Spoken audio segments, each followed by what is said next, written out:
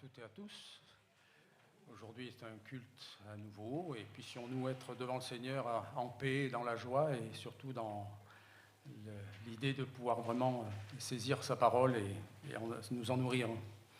Je voudrais commencer ce culte avec une lecture connue, c'est celle des Béatitudes.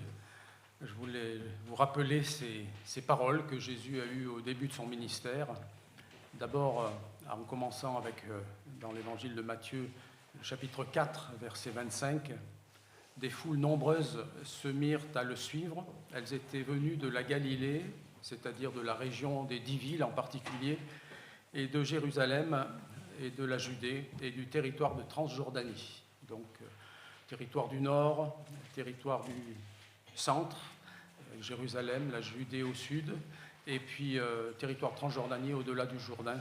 Donc, tous ces territoires qui ont été occupés par les tribus d'Israël.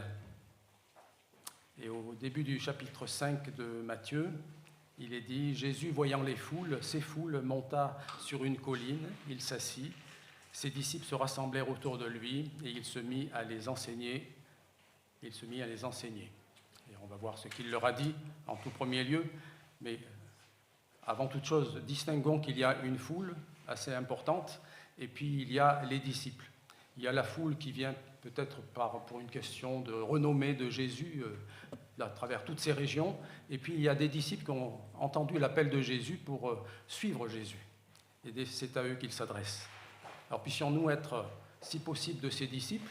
Si nous sommes de la foule, il y a peut-être des choses qu'on a entendues de Jésus, mais peut-être pas tout ce qui est en mesure d'être reçu comme les disciples vont le recevoir. Et peut-être 2 consignes avant de lire les Béatitudes, parce que vous avez coutume de les lire, mais en même temps, parfois, il y a des choses qu'on oublie. Ces Béatitudes sont donc dites pour les disciples parce qu'il y a 2 choses qui vont être signalées. D'abord, un état d'esprit nécessaire pour suivre Jésus. Et il est nécessaire qu'il y ait une transformation dans notre cœur et dans notre esprit, dans nos pensées, pour suivre Jésus. Sinon, on n'est pas disciple de Jésus. Et la deuxième chose, c'est s'il y a des disciples, c'est pour accomplir une mission. Et dans les choses qui vont être dites, il y a à la fois l'état d'esprit auquel Dieu fait référence, Jésus fait référence, et puis il y a la mission à laquelle Jésus fait référence, avec plusieurs aspects, bien entendu. Et donc, puissions-nous être, si possible, encore plus de ces disciples qui écoutent et qui veulent glorifier Dieu à travers l'état de notre cœur, de nos pensées, mais aussi à travers ce qu'il attend de nous dans un service particulier. Alors oui, effectivement, Jésus va dire à ses disciples, « Vous êtes heureux ceux qui se reconnaissent spirituellement pauvres, car le royaume des cieux leur appartient. Heureux ceux qui pleurent, car Dieu les consolera. Heureux ceux qui sont doux, car Dieu leur donnera la terre en héritage. Et heureux, mission maintenant, ceux qui ont faim et soif de justice, car ils seront rassasiés. Heureux ceux qui témoignent de la bonté, car Dieu sera bon pour eux. Heureux ceux dont le cœur est pur, car ils verront Dieu. Heureux ceux qui répandent autour d'eux la paix, car Dieu les reconnaîtra pour ses fils. Heureux ceux qui sont opprimés pour la justice, car le royaume des cieux leur appartient. Heureux serez-vous quand les hommes vous insulteront, vous persécuteront, lorsqu'ils répandront toutes sortes de calomnies sur votre compte, à cause de moi. Oui, réjouissez-vous. Alors, et soyez heureux, car une magnifique récompense vous attend dans les cieux. Il n'est pas une question de faire des œuvres pour être sauvé. Il n'est pas une question de faire sa béa, comme on dit non plus, à travers, ma foi, d'une certaine forme de philosophie. Il s'agit avant tout d'être disciple, savoir être à l'écoute du Maître. Et c'est dans cette condition qu'on peut être heureux. Ce n'est pas en fonction de ce qu'on a fait.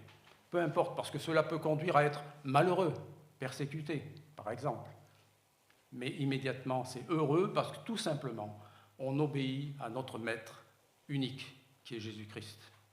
Si nous sommes dans cette disposition, peu importe la mission, peu importe ce qu'il s'agit de subir, il s'agit avant tout d'être bien disposé pour faire en sorte que le Seigneur soit glorifié. C'est tout. Si nous sommes dans cette disposition, nous sommes heureux. Et bien sûr, lorsque nous sommes dans la relation avec Dieu, au travers d'un culte, eh bien, nous sommes là pour pouvoir nous situer devant lui, nous rappeler qu'effectivement, nous voulons être de ses disciples. Nous nous rendons compte qu'il y a des choses à accomplir. Mais ce n'est pas sans lui. Et ce n'est pas pour nous glorifier. C'est vraiment pour le servir, pour le glorifier lui, et lui seul. Alors je vous invite à entrer dans ce culte avec cette disposition d'esprit, un peu signalée dans les béatitudes, le cœur pur, avoir une forme de bonté en nous déjà qui s'est déjà installée ou qui est en train de s'installer. Mais être dans ce culte avec cette disposition d'esprit qui permet à la parole de prendre toute sa place et de sentir d'autant plus quelle est la voie que Dieu nous a tracée, dans quel sens Dieu nous attend, où est-ce qu'il nous attend et qu'est-ce que nous pouvons faire pour lui. Alors je vous invite, pour entrer dans ce culte et dans cette bonne disposition d'esprit, à chanter 2 chants. Le premier nous met devant une chose évidente, c'est qu'en Jésus-Christ, il y a le salut, et par son sang versé, par sa souffrance qu'il a subie sur la croix. Et ce chant, le premier chant, c'est par le voile déchiré du temple lorsque Jésus est mort. Enfin, il y a un accès libre à Dieu, le Père. Avant, il y avait, ma foi, des interdits. Seul le prêtre, le sacrificateur, le souverain sacrificateur pouvait pénétrer au-delà du voile. Désormais, à partir du moment où Jésus est mort, le voile a été déchiré. Il y a un accès libre. Et puis l'autre chant que je vous inviterai à chanter en ce début de culte aussi, c'est de repérer que c'est en Jésus seul qu'il y a le salut, en Jésus seul que nous pouvons trouver la joie de vivre, la paix dans notre cœur. Alors je vous invite à commencer ce culte avec ces rappels de l'action de Dieu pour nous donner libre accès auprès du Père, mais aussi nous inviter aussi à repérer en lui le seul salut qu'on puisse mettre en avant dans nos vies.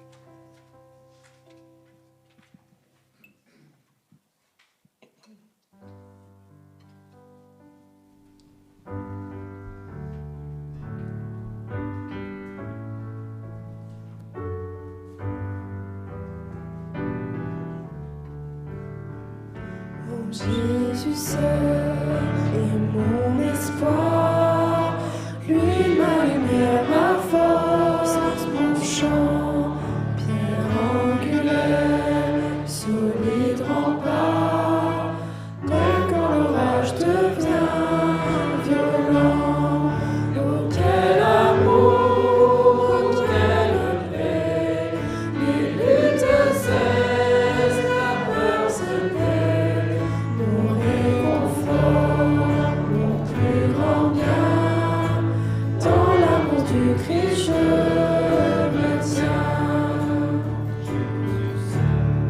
Tu sais fait chair dans un enfant auquel mystère, ce don d'amour, de sainteté, haï par ceux qu'il vint sauver. À la croix, il s'est livré, sur lui la colère est tombée, tous mes péchés, il les a pris, par la mort de Jésus, je vis. Dans la tombe, il reposait, semblant vaincu par les ténèbres. Quel jour glorieux, il apparaît, d'entre les morts il se relève, et sur ma vie, par sa victoire, le péché perd tout son pouvoir. Il est à moi, je suis à lui, racheté par le sang du Christ. Je vis en paix, je meurs sans crainte, gardé par la puissance du Christ, du premier cri au dernier souffle. Jésus est maître de ma vie, les plans des hommes du malin ne peuvent m'arracher de sa main, et qu'il revienne ou me rappelle, par la force du Christ je tiendrai. Les plans des hommes du malin ne peuvent m'arracher de sa main, et qui revienne ou me rappelle, par la force du Christ je tiendrai.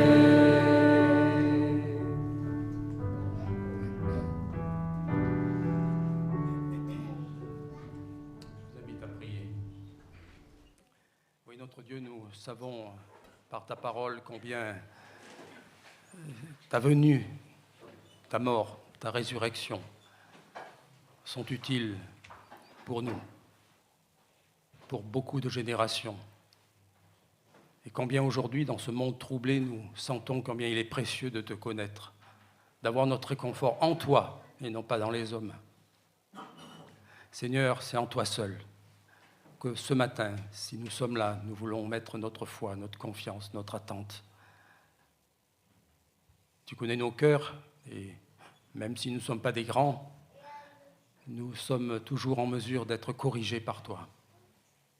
Et je veux te prier, Seigneur, pour que tout au long de ce culte, ici, ou le culte des enfants, nous puissions les uns et les autres être bien disposés à recevoir ta parole, à nous laisser travailler par ton Esprit Saint, parce que tu nous connais mieux que nous-mêmes, et tu connais mieux que nous-mêmes les plans qui ont été élaborés pour nos vies.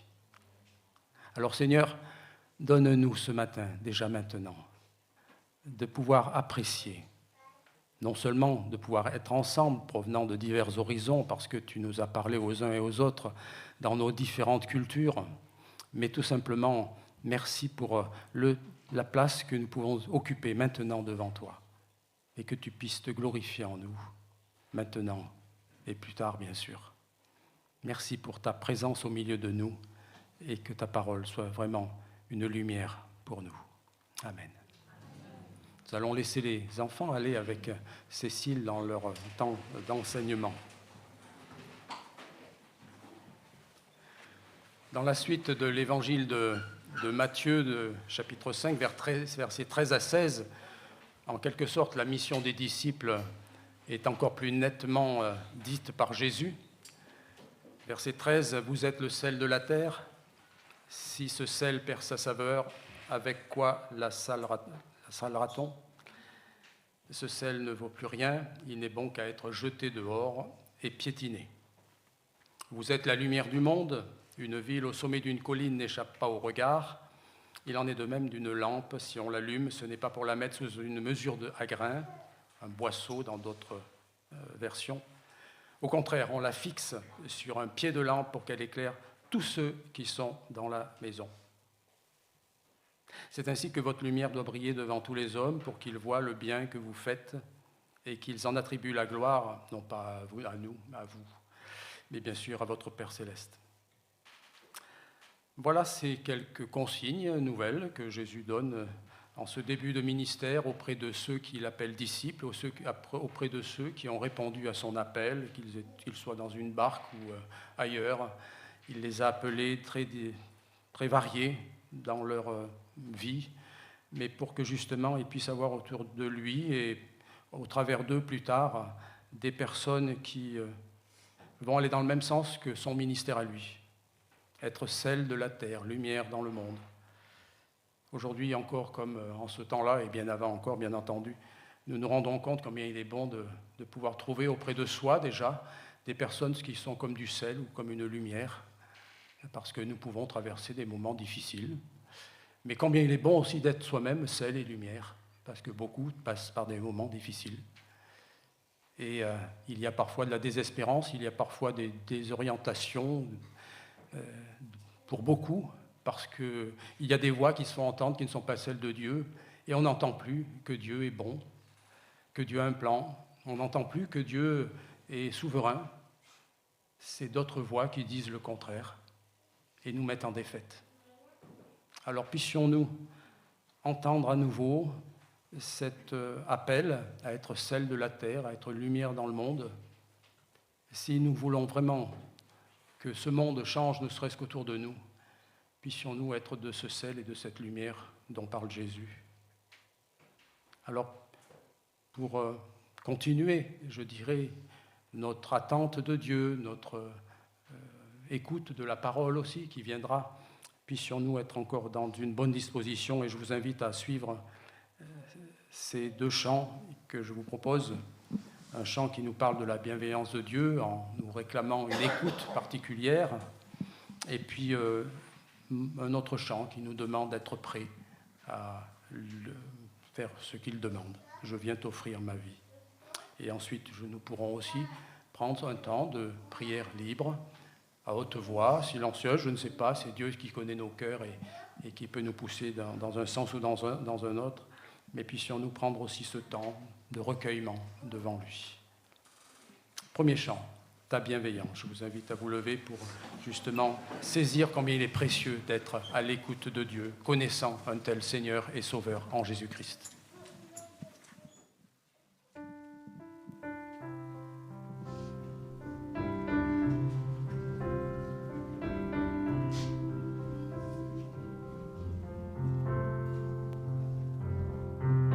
J'écouterai ce que dit Dieu, car il est droit pour qui l'écoute.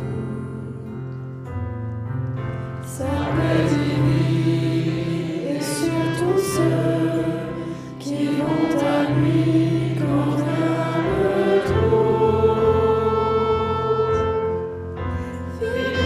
Fidèlement, je le suis. Je veux marcher dans ses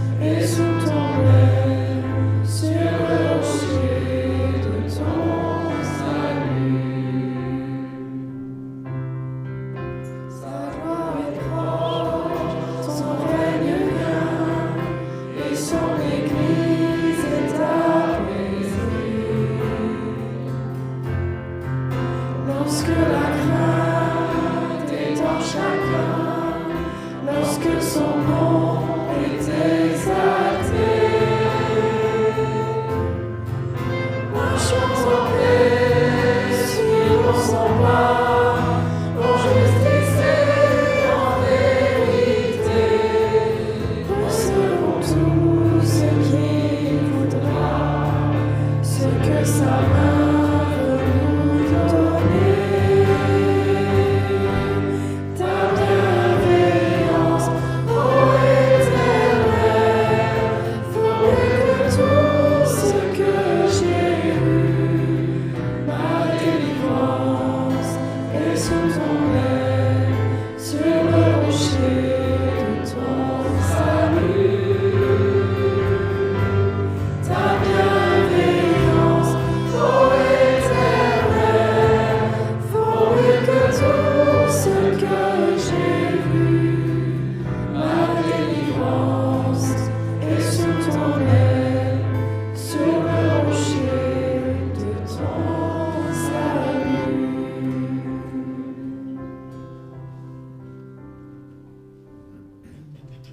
Je viens t'offrir, Seigneur, ce que j'ai de meilleur. Question. Réponse.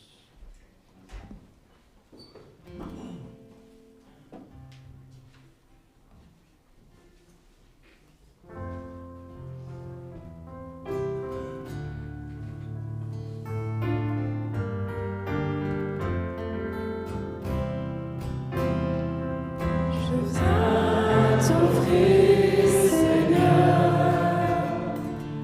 ce que j'ai de meilleur. Je viens t'offrir ma vie.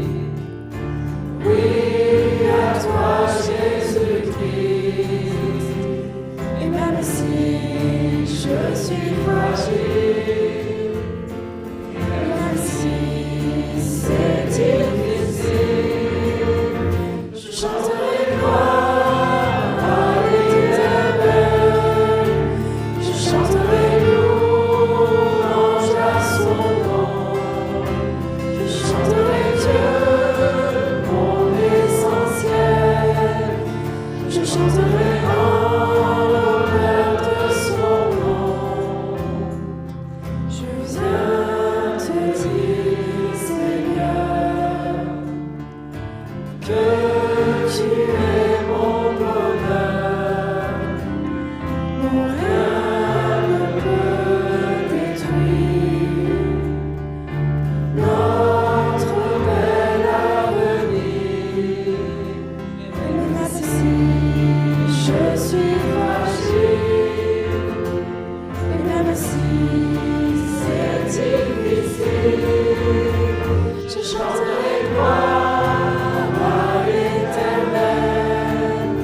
Je chanterai louange à son nom. Je chanterai Dieu, mon essentiel. Je chanterai en l'honneur de son nom. Toute ma vie, je redirai que tu as donné ta vie. Toute ma vie, je redirai que tu as payé le prix. Toute ma vie, je redirai que je ne vis que pour lui. Je chanterai gloire à l'Éternel.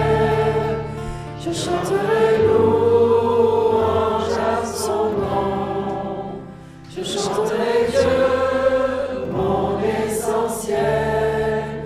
Je chanterai en l'honneur de son nom. Je chanterai gloire à l'Éternel. Je chanterai louange à son nom. Je chanterai Dieu, mon essentiel. Je chanterai en l'honneur de son nom. De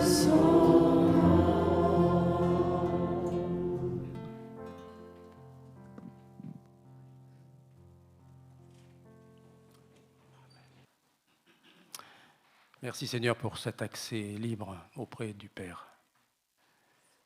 Merci pour tous ces voiles qui ont pu être déchirés depuis ta mort et ta résurrection.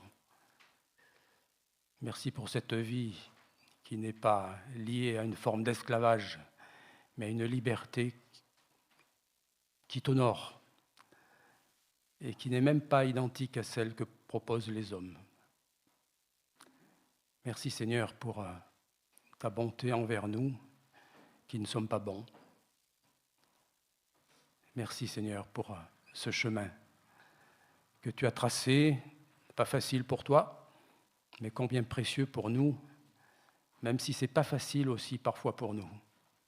Merci pour cette grâce que tu nous fais de pouvoir y marcher avec assurance, parce que tu es avec nous, tu es notre compagnon de route, et tu connais la fin, et c'est pourquoi nous sommes en marche avec toi. Amen.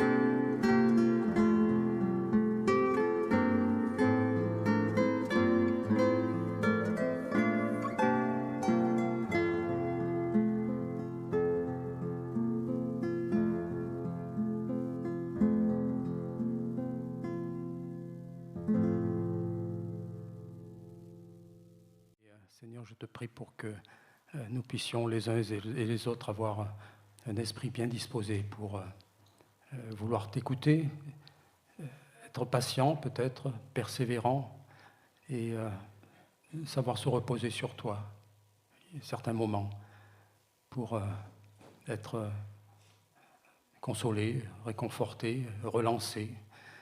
Tu connais toutes choses, Seigneur, et combien parfois il est nécessaire de savoir se poser. Alors permets que dans ces instants qui vont venir, nous puissions nous poser devant toi à travers la parole qui sera prononcée et donne-nous d'être vraiment à ton écoute. Amen.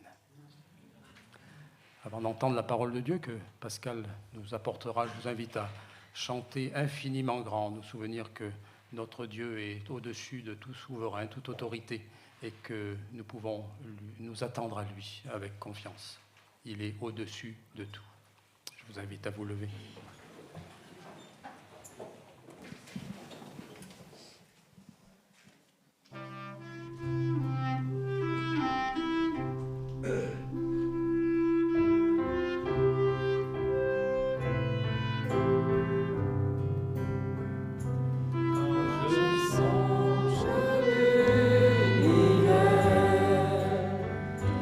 Les astres que tu as créés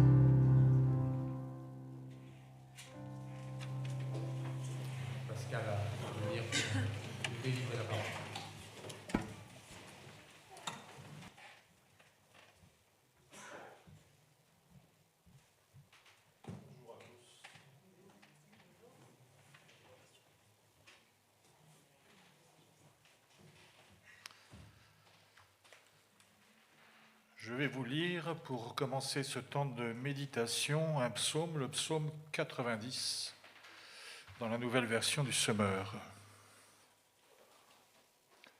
C'est une prière de Moïse, l'homme de Dieu. Ô Seigneur, d'âge en âge, tu as été notre refuge. Avant que soient nées les montagnes et que tu aies créé la terre et l'univers, de toute éternité et pour l'éternité, toi, tu es Dieu. Tu fais retourner l'homme à la poussière et tu dis aux humains, retournez-y. Car 1000 ans à tes yeux sont comme le jour d'hier, ce qui est déjà passé comme une seule veille au milieu de la nuit. Tu les plonges dans le sommeil et ils sont au matin comme l'herbe éphémère qui fleurit le matin et passe vite. Le soir, elle se fane et se flétrit. Nous sommes consumés par ta colère, ta fureur nous effraie. Tu as mis devant toi tous nos péchés et tu mets en lumière tout ce que nous cachons. Tous nos jours disparaissent par ta colère et nous achevons nos années comme un murmure. Le temps de notre vie, c'est 70 ans, au mieux 80 ans pour les plus vigoureux. Et leur agitation n'est que peine et misère, car le temps passe vite et nous nous envolons. Qui donc connaît l'intensité de ta colère et ton courroux, à la mesure de la crainte qui t'est due? Ô, apprends-nous à bien compter nos jours, afin que notre cœur acquiert la sagesse. Tourne-toi de nouveau vers nous, ô Éternel. Jusque à quand tarderas-tu encore? Aie pitié de tes serviteurs. Rassasie-nous tous les matins de ton amour, et nous crierons de joie, pleins d'allégresse, tout au long de nos jours. Rends-nous en jours de joie les jours de nos épreuves, et en années de joie nos années de malheur. Que tes serviteurs voient tes œuvres et que ta splendeur brille sur leurs descendants. Que le Seigneur, notre Dieu, nous accorde sa faveur. Fais prospérer pour nous l'ouvrage de nos mains. Oh oui, fais prospérer l'ouvrage de nos mains.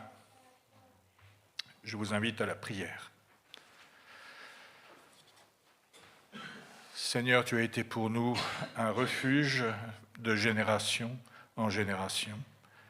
Et avant que les montagnes ne soient nées, tu es Dieu, d'éternité en éternité.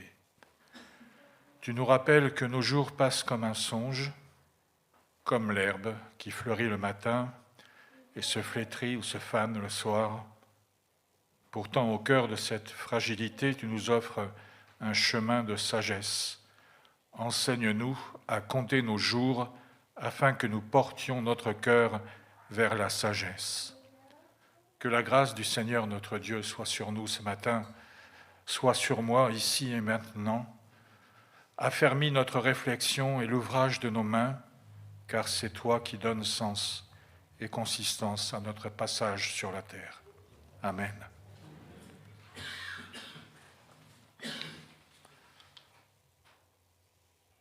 La meilleure référence par rapport à la notion du temps qui passe, c'est probablement la Bible, bien sûr, la parole de Dieu, la parole éternelle de Dieu qui nous enseigne dans toutes nos circonstances, en notre temps. Mais je me souviens aussi, étant donné que mon âge a été cité dans ce texte-là, je me souviens aussi de quelques chansons, évidemment assez anciennes maintenant, évoquant le temps, chacune d'une manière particulière, en racontant une histoire. Il y a eu une chanson écrite par Michel Fugain, que je n'ai pas trop suivie, je dois dire, dans son répertoire, mais au moins celle-là, je pense qu'un certain nombre de personnes peuvent la connaître. Elle s'intitule « Je n'aurai pas le temps ». Même en courant plus vite que le vent, plus vite que le temps, même en volant, je n'aurai pas le temps, pas le temps.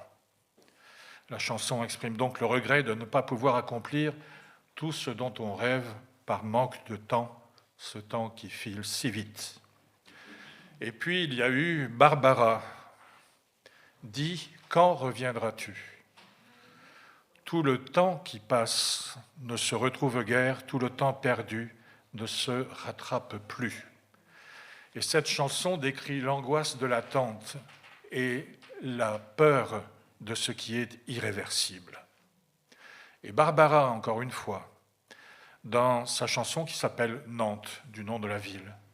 « À l'heure de sa dernière heure, écrit-elle, chante-t-elle, après bien des années d'errance, il me revenait en plein cœur, il s'agit de son père. Son cri déchirait le silence. Depuis qu'il s'en était allé, longtemps je l'avais espéré, ce vagabond, ce disparu, voilà qu'il m'était revenu. » Et donc, c'est son histoire personnelle qu'elle raconte là. C'était en 1959, alors que son père l'appelle, il est mourant, mais elle n'arrivera pas à temps, elle n'arrivera pas à le revoir.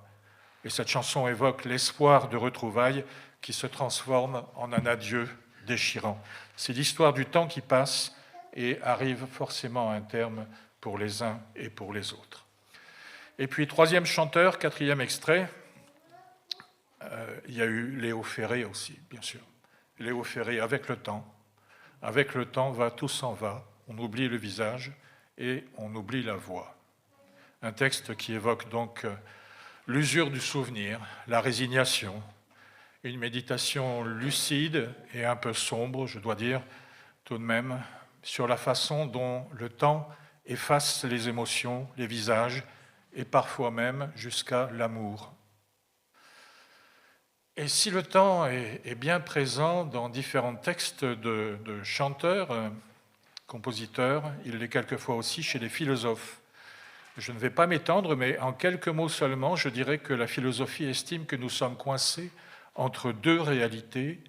Nous avons besoin du temps de l'horloge pour nous organiser, pour travailler ensemble, pour vivre ensemble. Ce temps-là nous est souvent imposé, mais nous avons aussi besoin du temps du cœur pour donner un but à notre existence. Nous sommes tiraillés entre deux réalités, celle de l'horloge qu'il faut bien respecter justement pour vivre ensemble, je le disais, et celle de notre cœur qu'il ne faut surtout pas étouffer. Et face à cette tension, nous ne réagissons pas toujours très bien. Nous passons notre existence à courir après le temps, en répétant inlassablement « je n'ai pas le temps », ou en rêvant d'arrêter l'horloge comme si cette course effrénée provenait d'une cause externe et non de notre propre rapport à l'existence.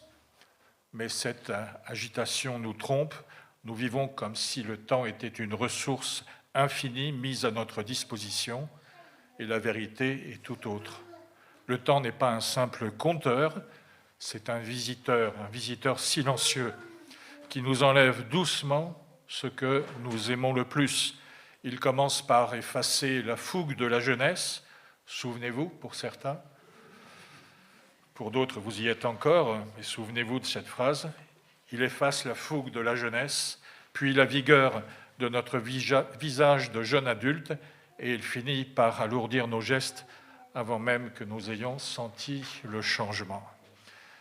Et puis il referme doucement les portes des possibles, en transformant nos rêves d'avenir en souvenirs qui auraient pu être. Pour les uns, le temps laissera derrière eux le goût amer des occasions manquées. Pour les autres, il les isolera progressivement en éloignant d'eux, d'une manière ou d'une autre, ceux qui ont partagé leur chemin. Vous savez, il y a quelque chose qui m'a marqué aussi dans mon ministère, et particulièrement dans le poste que j'occupais avant en Ardèche, c'est de voir ces familles nombreuses qui participaient au culte et de voir que certains d'entre eux qui atteignaient l'âge de 80 ans étaient dans un deuil perpétuel. Ils avaient eu 7, 8 ou 9 frères et sœurs, et les uns après les autres décédés. Et c'était un crève-cœur de les voir dans ce deuil permanent. Le temps nous isole les uns des autres et nous éloigne de ceux qui ont partagé notre chemin. Mais souvent, cette perte n'est pas brutale, elle est discrète, elle est quasi insidieuse. Le temps ne force pas la porte, il ne précipite pas les jours.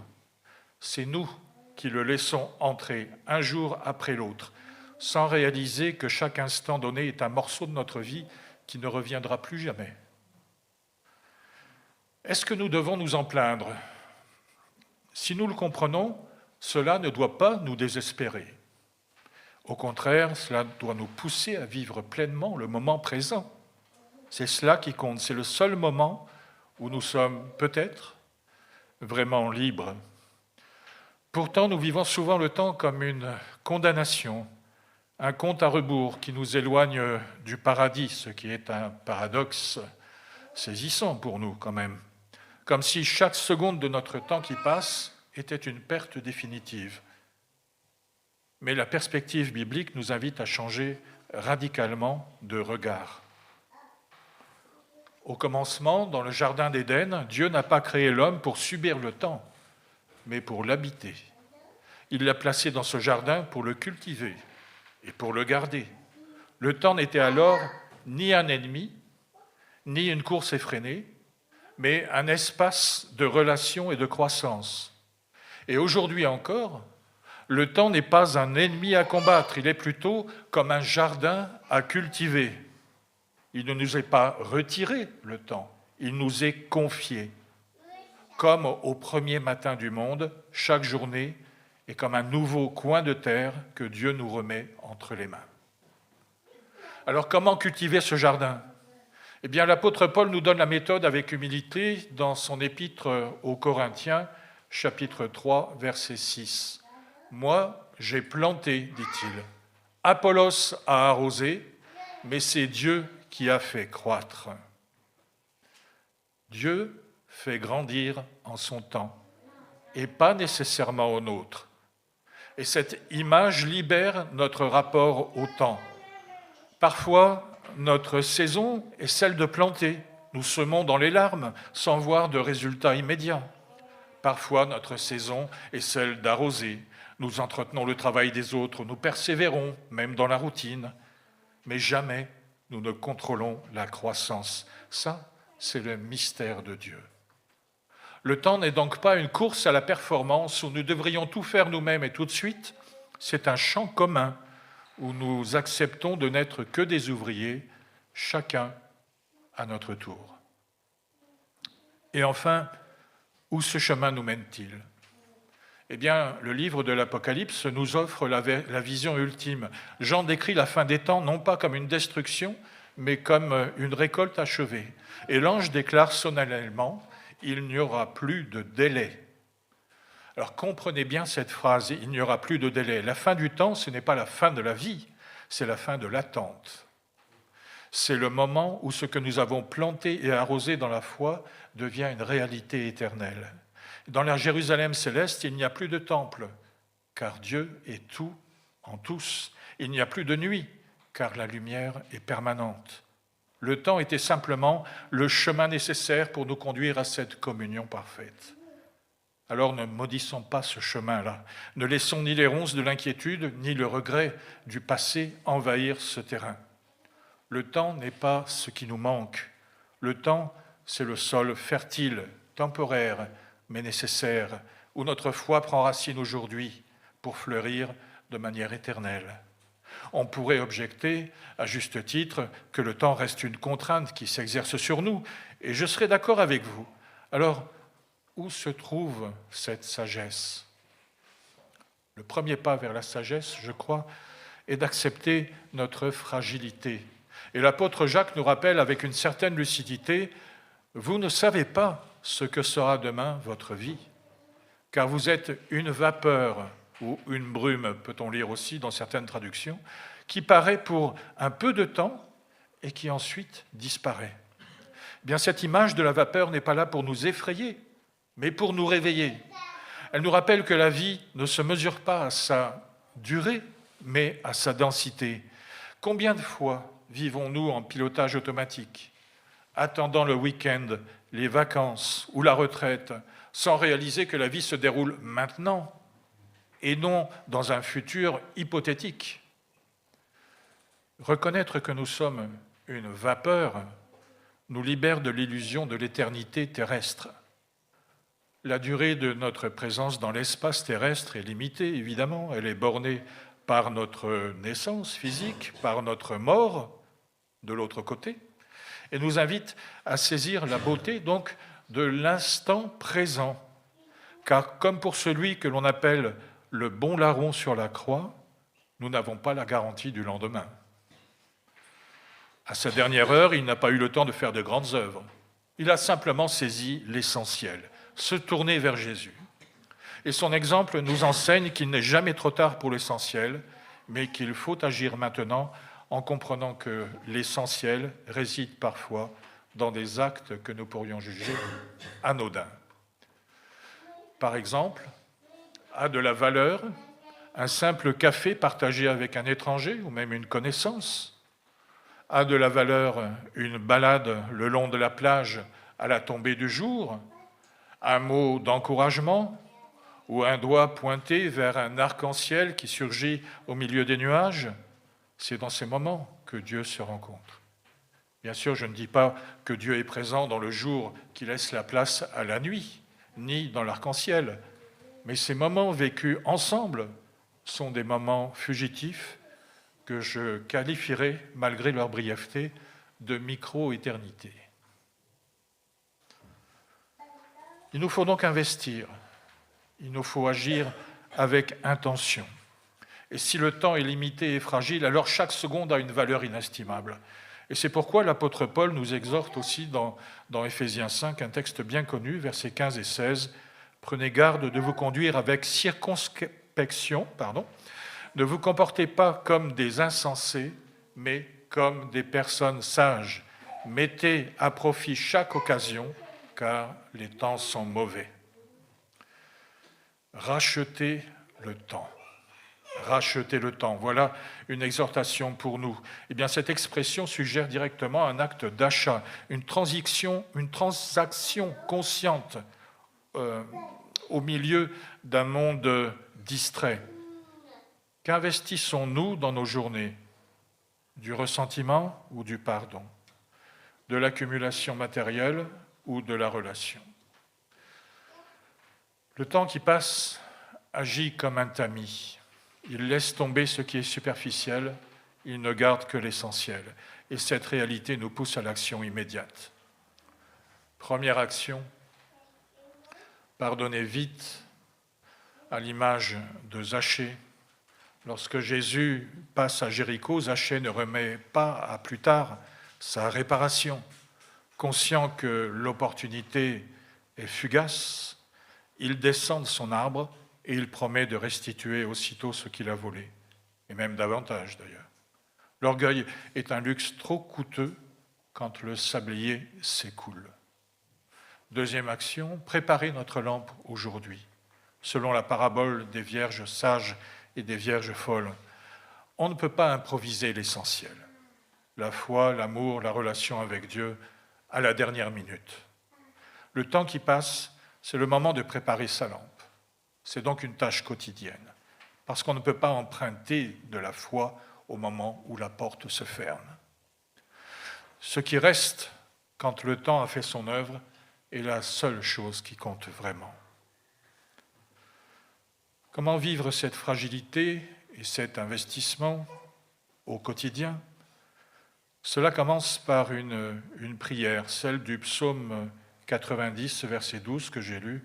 « Enseigne-nous à compter nos jours afin que nous appliquions notre cœur à la sagesse. » Eh bien, Moïse, à qui l'on attribue ce psaume, comme c'est écrit au premier verset, ne demande pas à Dieu de lui donner plus de jours, mais la capacité de compter les jours que Dieu lui donne. Et compter ces jours, ce n'est pas faire un calcul angoissé de la fin, c'est donner du poids à chaque choix que l'on fait. Prier, comme Moïse l'a fait, c'est accepter que Dieu soit le maître du calendrier, de notre calendrier. Mais la Bible nous montre aussi que la prière peut ouvrir des portes inespérées. Exemple, le roi Ézéchias, mourant, a osé demander plus de temps à Dieu, qui lui a accordé quoi? Eh bien, 15 années de vie supplémentaires. Mais ce don-là n'était pas un blanc-seing pour un confort personnel, c'était un temps de mission pour consolider sa nation et préparer l'avenir. Et si vous lisez ce passage de la Bible qui raconte cette histoire-là, en 2 Rois chapitre 20, vous comprendrez que ce temps supplémentaire accordé n'a pas été vraiment un succès, bien au contraire pour Ézéchias et son peuple. Précisons toutefois que l'échec d'Ézéchias est venu de l'usage qu'il a fait de ce temps et non du don de Dieu lui-même. D'un autre côté, Moïse a vécu 40 ans de désert apparent avant de libérer son peuple. Et là, ce temps d'attente n'a pas été perdu. Il a été un temps de dépouillement, de formation intérieure, une préparation indispensable à la mission de la libération et de conduite du peuple qu'il allait accomplir. Alors, savoir que notre temps est limité ou qu'il est un don supplémentaire nous pousse à servir dans le présent parce que demain n'est jamais garanti. Moïse et Ézéchias, dans la durée de leurs jours respectifs, n'ont pas montré la même fidélité à Dieu. Prenons exemple aussi sur l'apôtre Paul, qui du fond de sa prison et face à la menace de sa propre exécution, a fait ce choix radical. Il a accepté de rester dans la souffrance et la chair, non par résignation, mais par amour pour les églises.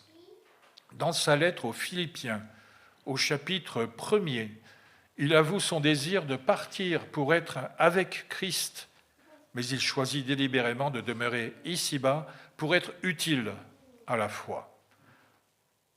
Tant qu'il y a de la vie, il y a de la mission à accomplir, quel que soit le contenu de cette mission et le lieu où elle se passe.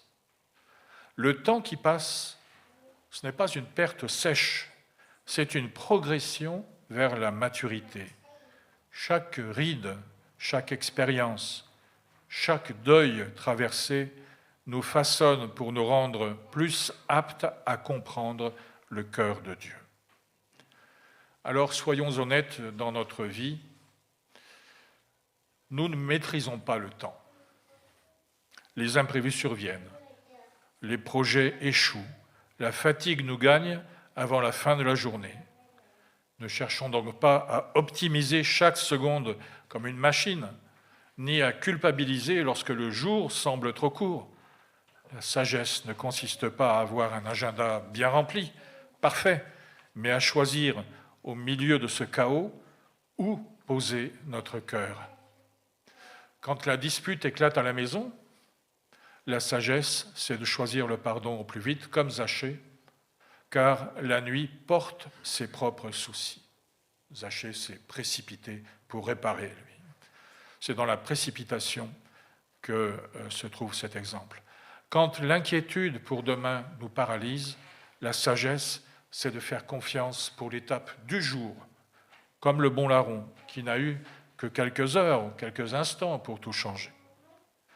Quand nous prions pour plus de temps, plus de santé, plus d'années, plus de ressources, souvenons-nous alors d'Ézéchias. Ce temps supplémentaire, s'il nous est accordé, n'est pas une récompense pour notre confort, mais un outil pour aimer davantage et servir mieux. Quand nous envisageons une mission à accomplir, à renouveler peut-être, la sagesse est de s'interroger sur son sens et son utilité. Correspond-elle à un besoin essentiel ou à un besoin principalement personnel? Suis-je vraiment indispensable pour cette mission ou bien puis-je faire ou tenter autre chose?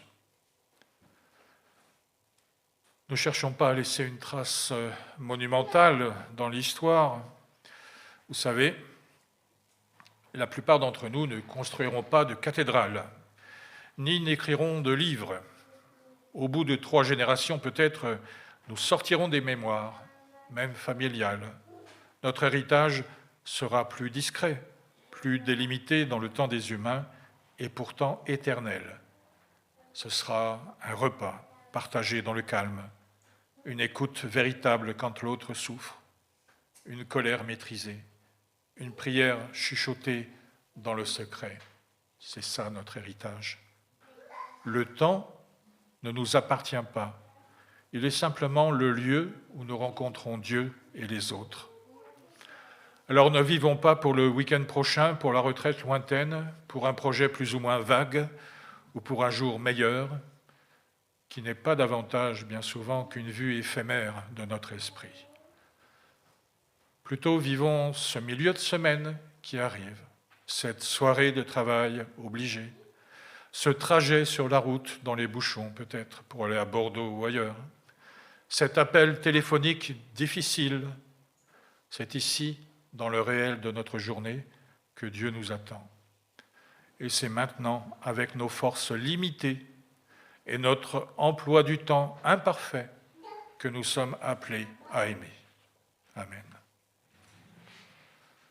Nous prions à nouveau.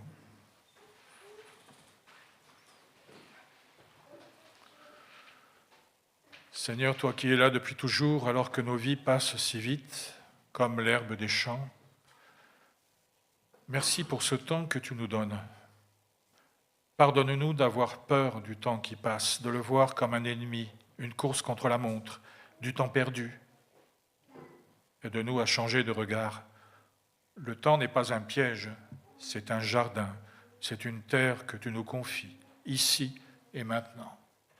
Libère-nous du poids d'hier et de l'angoisse de demain, pour nous apprendre à vivre vraiment cet instant présent là où tu nous rejoins. Apprends-nous à compter nos jours, non pas pour surveiller la fin, mais pour y découvrir ta sagesse, que ce que nous vivons aujourd'hui porte du fruit pour toujours. Remplis-nous ce matin de ta bonté pour que nos jours soient remplis de joie.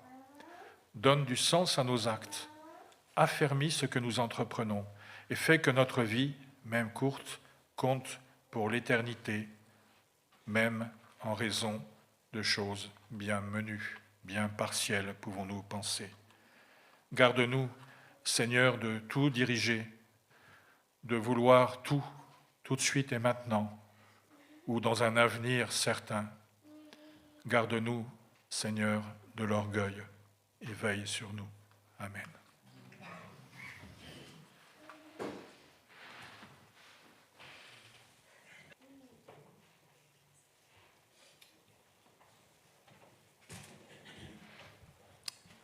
voici bientôt venu l'instant particulier de nous rappeler que notre Seigneur a quitté l'éternité pour nous trouver dans notre temps. Et combien c'est précieux, pourtant ça lui a coûté, mais combien c'est précieux de savoir qu'il s'est s'abaisser pour nous trouver, nous, personnellement, et user de patience, parfois nous dire des mots peut-être brutaux aussi pour nous inviter à réagir, mais savoir qu'au-delà de tout ça, il est bon, il est rempli d'amour pour nous. Alors je vous invite avant de prendre la scène qui nous rappelle justement ce que notre Seigneur a vécu, mais nécessairement pour nous conduire à réviser notre emploi du temps et notre vie, eh bien, puissions-nous discerner combien il est précieux de l'avoir et de le connaître. Alors je vous invite à chanter avant tout ce chant qui dit « Majesté ». À lui la majesté dans une dimension donc qui est la sienne, mais combien c'est précieux de pouvoir reconnaître cette majesté qui est en lui et qui est venue nous trouver. Je vous invite à vous lever pour ce chant.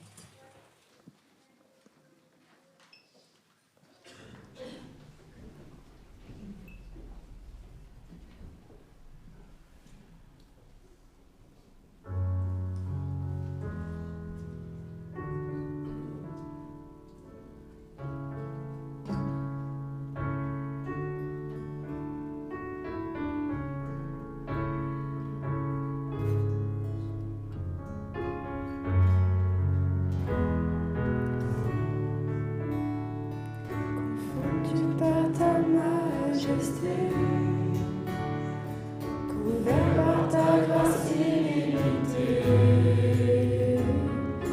me voici, conscient du poids de mes fautes, couvert par le sang de l'agneau, car je sais l'amour le plus grand est donné. Tu as offert ta vie, le plus grand sacrifice.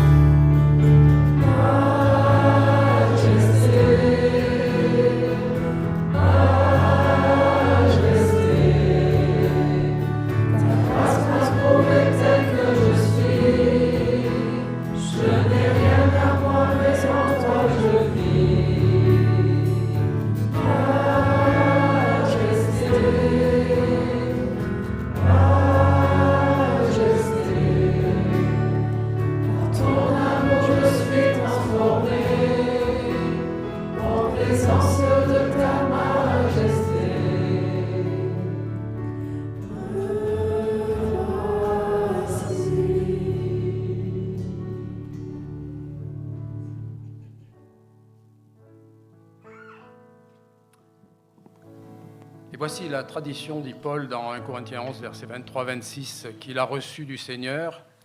et qu'il l'a transmise aux Corinthiens et qu'il nous transmet encore aujourd'hui. Le Seigneur Jésus, dans la nuit où il fut livré pour être mis à mort, prit du pain, et après avoir prononcé la prière de reconnaissance, il le rompit en disant « Ceci est mon corps, il est pour vous, faites ceci en souvenir de moi ». De même, après le repas, il prit la coupe et dit « Cette coupe est la nouvelle alliance, scellée de mon sang.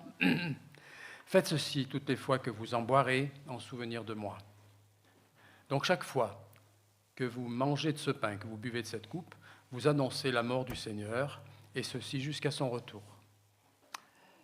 Je vous invite à prier. Seigneur, nous avons pu dire avec confiance, ou peut-être un peu forcé, je ne sais pas, avec le chant que l'on vient d'interpréter, « Me voici ». Mais c'est vrai que, Seigneur, tu nous demandes d'être devant toi, à ton écoute, et prêt à agir en ton nom. Et aujourd'hui et maintenant, Seigneur, tu nous permets de saisir encore combien il est bon de te connaître, de connaître cette vie, ce sacrifice particulier que tu as vécu sur la croix pour nous sauver, pour nous tirer de la fange, nous permettre de marcher autrement et d'avoir des regards différents sur nous-mêmes, sur toi, sur les autres. Seigneur, permets que dans ces instants particuliers, nous puissions encore saisir combien il est bon de te connaître et d'être au bénéfice de cette nouvelle alliance scellée par ton sang. Seigneur, nous avons à le reconnaître et nous avons à en vivre. Permets que dans ces instants, nous puissions le reconnaître. Amen. Je demande à Joseph, si tu veux bien t'approcher, Jackie, René, si vous voulez bien vous approcher pour m'aider dans ce service de la scène.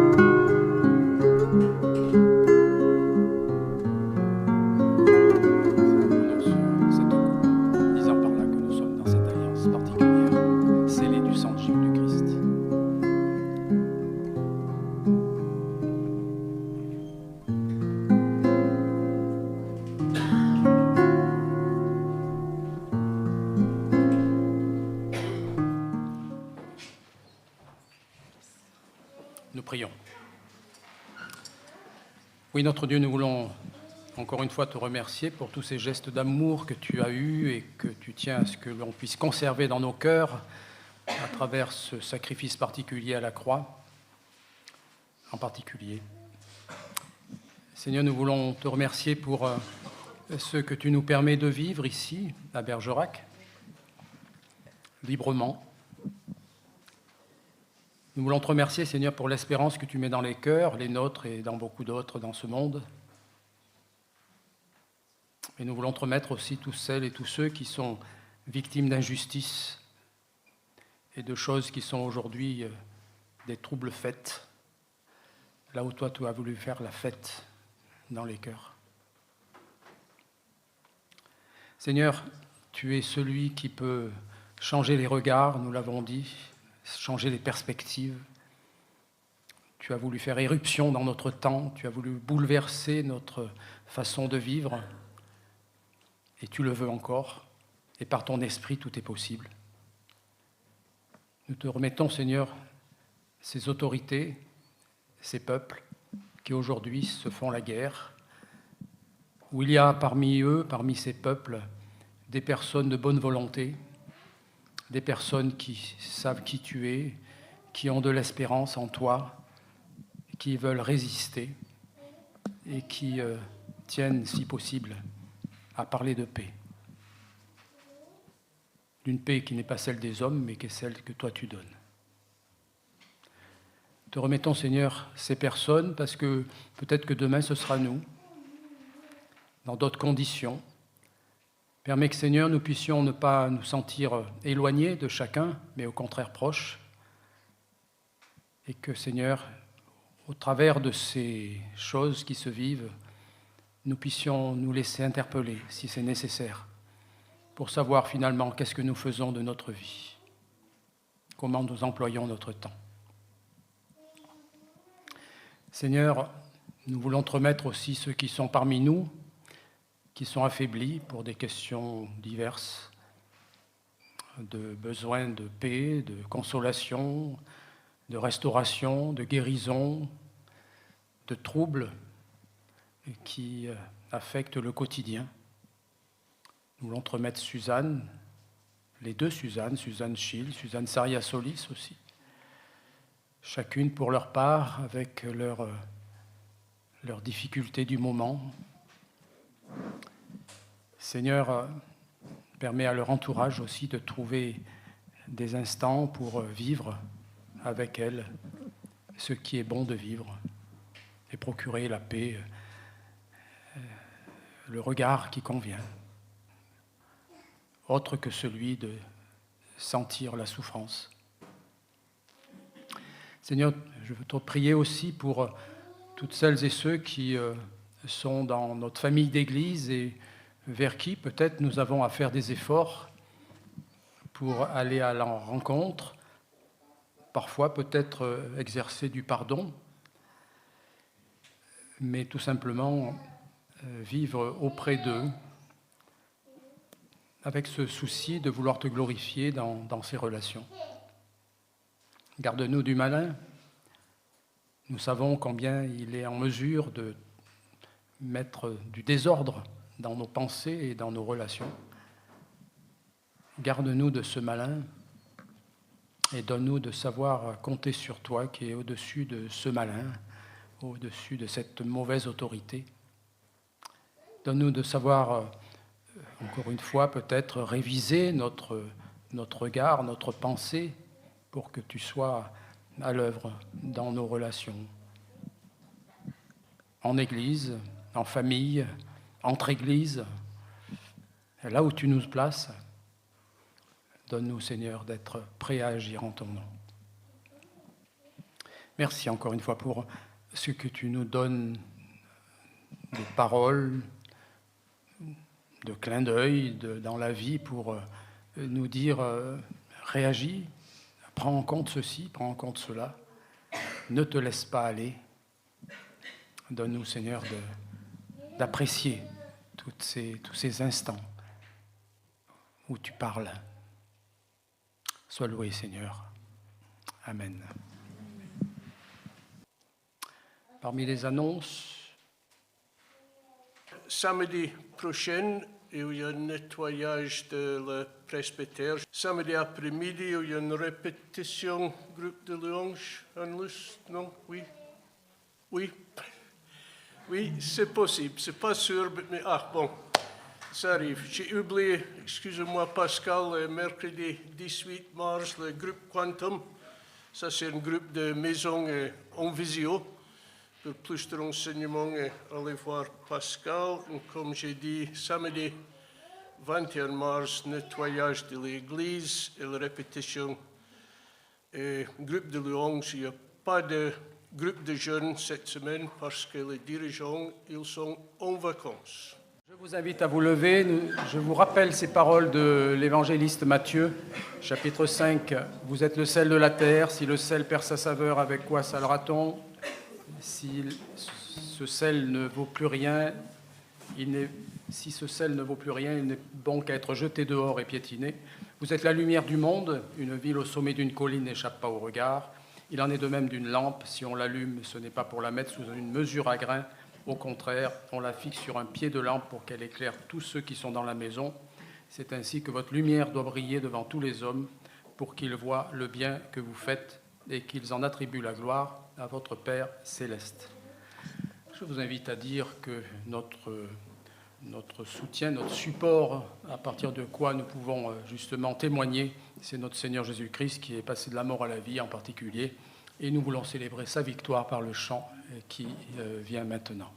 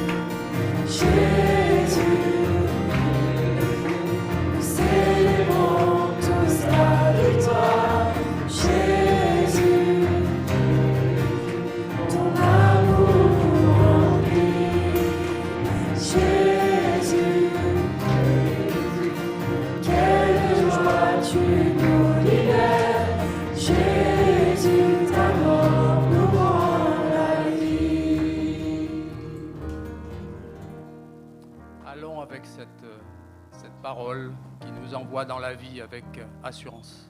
Que Dieu vous bénisse.